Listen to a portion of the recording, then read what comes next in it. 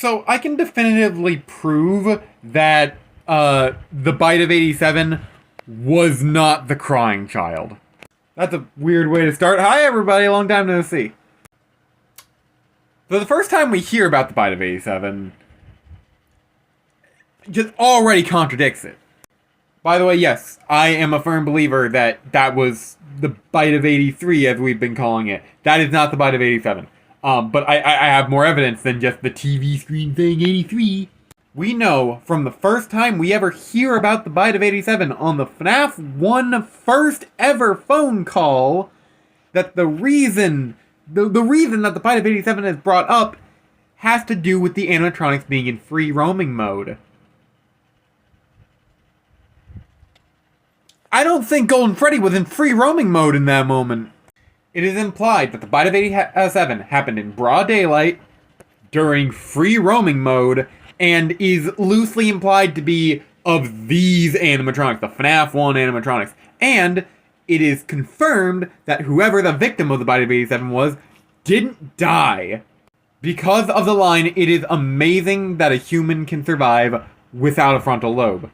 It is amazing that they can survive, implying that they survived. I don't think we've ever heard of the Bite of 87 other than that phone call. We've never heard of it ever since. We've never seen it. There is no Bite of 87 that we have knowledge of.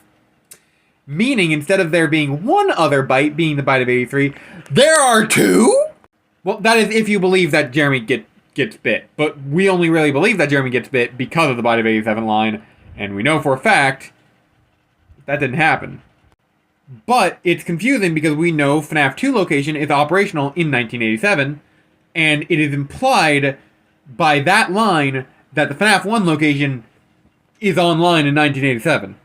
Now, yes, I have heard multiple theories saying that the FNAF 1 and the FNAF 2 locations exist around the same time. Like, there are some overlap times where they would exist. So I guess that this would confirm that, basically, is what I'm saying. Anyway, that's as far as I'm going with this. Y'all can figure out the rest. I just want to point out, now that I've re-listened to the FNAF 1 call and really paid attention to it, one, crying child was absolutely not the Bite of 87.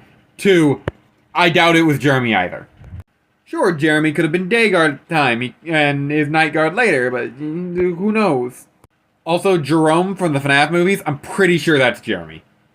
It just seems obvious. Why has no one else said it? Come on. Should I make a FNAF timeline video essay? I promised myself I wasn't going to do that. Do you want me to make a FNAF timeline video essay?